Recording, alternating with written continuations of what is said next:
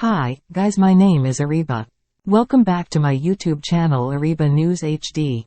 I hope you are doing well. Before watch this video, please subscribe to my YouTube channel and press bell icon for latest video. So, let's start the video. The Honeymooners actor Joyce Randolph dies at 99.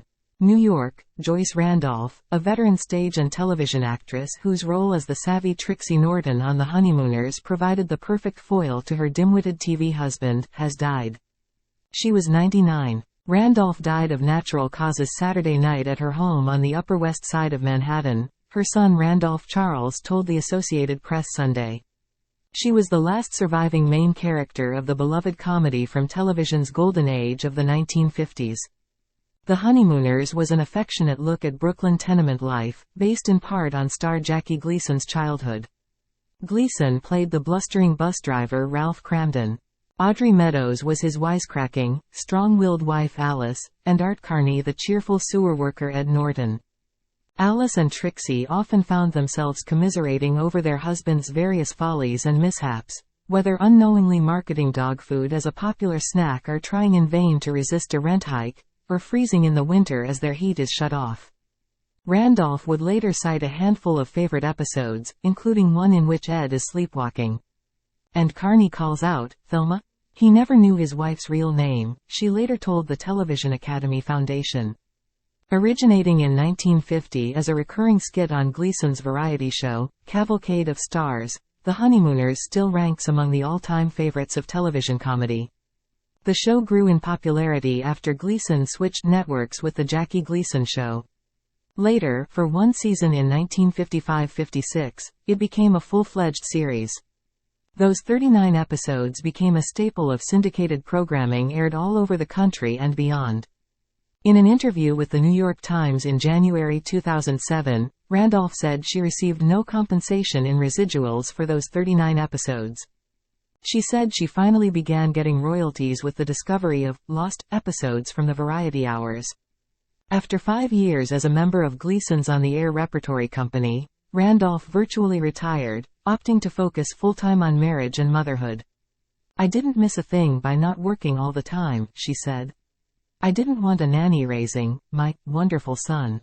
But decades after leaving the show, Randolph still had many admirers and received dozens of letters a week. She was a regular into her 80s at the downstairs bar at Sardi's, where she liked to sip her favorite white Cadillac concoction, Dewar's and milk, and chat with patrons who recognized her from a portrait of the sitcom's 4 characters over the bar. Randolph said the show's impact on television viewers didn't dawn on her until the early 1980s. One year while my son was in college at Yale, he came home and said, "Did you know that guys and girls come up to me and ask, 'Is your mom really Trixie?'" she told the San Antonio Express in 2000. I guess he hadn't paid much attention before then. Earlier, she had lamented that playing Trixie limited her career. For years after that role, directors would say, "No, we can't use her. She's too well known as Trixie," Randolph told the Orlando Sentinel in 1993. Gleason died in 1987 at age 71, followed by Meadows in 1996 and Carney in 2003. Gleason had revived The Honeymooners in the 1960s, with Jane Keane as Trixie.